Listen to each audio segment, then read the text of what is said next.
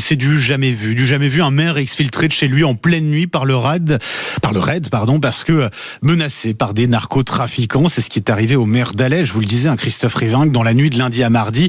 Il était déjà à ce moment-là sous protection policière. Il avait notamment reçu un courrier contenant 2 balles de 9 mm. Comme lui, d'autres élus sont régulièrement menacés par des trafiquants de stupéfiants. C'est le cas de mon invité ce matin qui a accepté de prendre la parole sur Sud Radio. Je l'en remercie, Amandine Demort. Bonjour. Bonjour. Et bienvenue sur Sud Radio. Vous êtes la maire communiste d'Échirolles. Échirolles, c'est juste à côté de Grenoble. En début d'année, votre voiture de fonction a été incendiée en représailles à votre lutte, puisque vous vous battez vous-même sur votre commune contre le narcotrafic. Est-ce que vous pouvez, Madame la maire, nous rappeler ce qui s'est passé à ce moment-là ? Alors, c'était pas la première fois que je me faisais intimider, mais c'était la forme la plus violente, j'ai envie de dire, puisqu'ils sont venus en bas de chez moi en pleine nuit, dans la nuit du 12 au 13 janvier dernier, pour incendier mon véhicule. Je les ai y compris vus à proximité qui attendaient et regardaient ce qu'ils venaient de faire, cagoulés, masqués. Voilà, des intimidations qui forcément marquent. J'imagine, parce que vous êtes chez vous avec votre famille, vous voyez ça. Forcément, on a peur, quoi. Bien sûr qu'on a peur. J'ai surtout eu peur dans les jours qui ont suivi pour mes proches. C'est à eux qu'on pense en premier lieu. Mais après, ça ne m'arrêtera pas dans mon combat. Je me dis que si ils sont capables de telles intimidations, c'est que l'action que je mène les dérange au quotidien.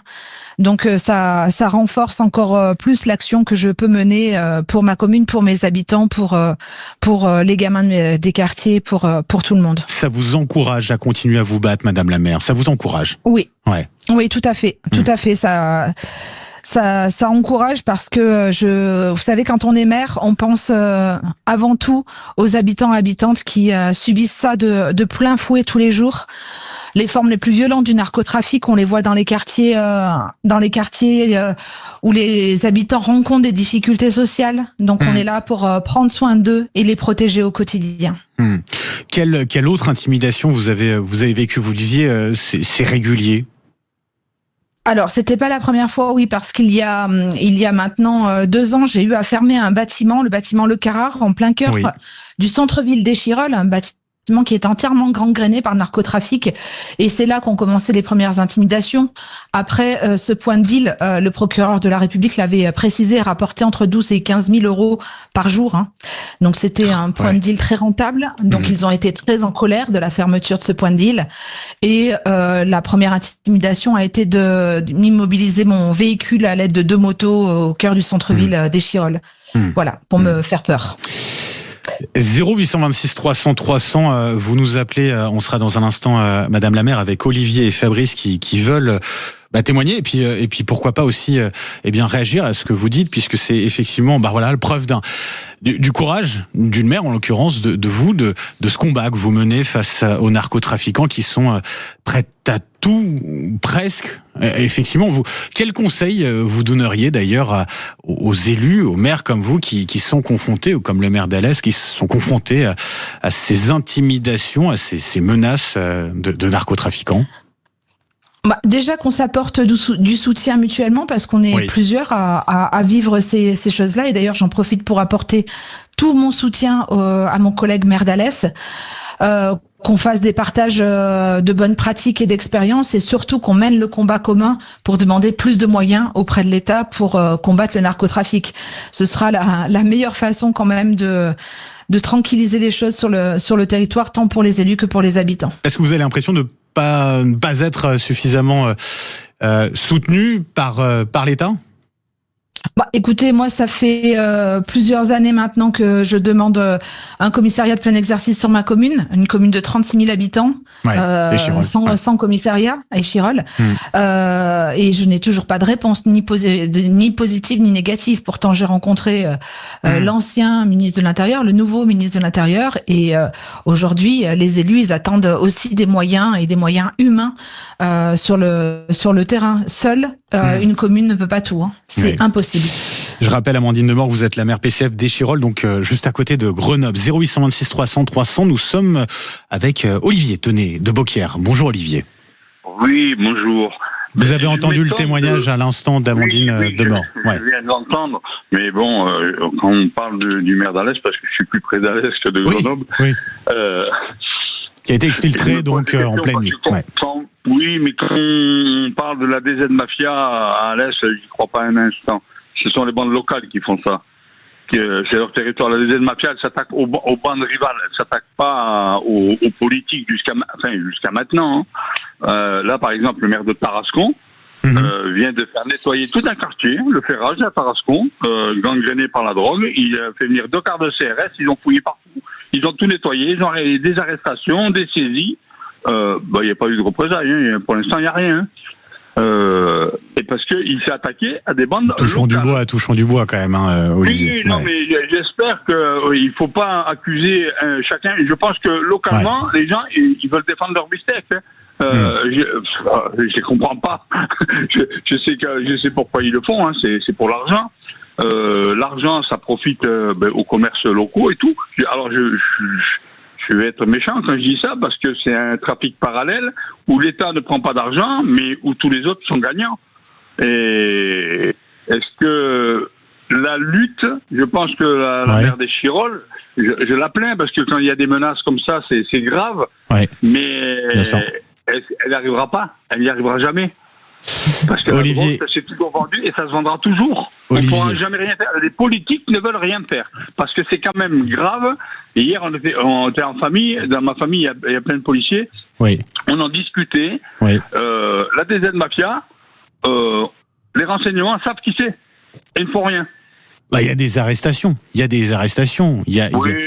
n'arrête pas les têtes. Il y a des têtes de réseau qui sont en prison actuellement. Dans des quartiers haute sécurité. Mais si je vais acheter un lance-roquette à Beaucaire, je sais où il y en a. Moi, si je le sais, et je ne dois pas être le seul, et la police ne va pas les arrêter. Il y a des kalachnikovs, il y a des lance-roquettes, il y a de tout. On ne fait rien. Olivier. On ne fait rien. Et tout le monde est au courant. Donc, à un moment donné, je pense que l'État, il baisse les bras, ou je sais pas, je me pose des questions. Olivier. Il n'est pas compris. Vous posez les questions. On est toujours avec Amandine Demort, maire des Chirolles, donc qui a été menacée, intimidée par des narcotrafiquants. Amandine Demort, vous entendiez à l'instant Olivier, il est assez pessimiste quant à la lutte contre les narcotrafics. Vous continuez de vous battre. Qu'est-ce qui vous anime dans votre combat? C'est que vous pensez que vous pouvez y arriver. Bien sûr qu'on peut y arriver, je le répète, si on s'en donne les moyens. Monsieur rappelait le travail de la police au quotidien et le fait que potentiellement il n'irait pas jusqu'au bout. Moi, je rappelle qu'aujourd'hui la police manque de moyens dans notre pays. Moi, je suis sur l'agglomération grenobloise, où il manquerait une centaine de postes. Donc, pouvoir faire son travail correctement en sous-effectifs tels qu'ils le sont aujourd'hui sur notre agglomération, ça complexifie quand même le travail, et notamment le travail d'enquête qui est long et laborieux sur la question du narcotrafic. C'est ce qu'on voyait d'ailleurs avec un policier du côté d'Alès, où il manque cruellement d'effectifs, et puis notamment avec la police judiciaire qui est là, pas là. En tout cas, ils sont pas assez nombreux. On est également avec Madame la maire, on est avec Fabrice d'Oloron-Sainte-Marie. Bonjour Fabrice. Bonjour Benjamin, bonjour Madame le maire. Vous voulez réagir? On vous écoute, Fabrice. Moi déjà, je voudrais apporter tout mon soutien à Madame le maire.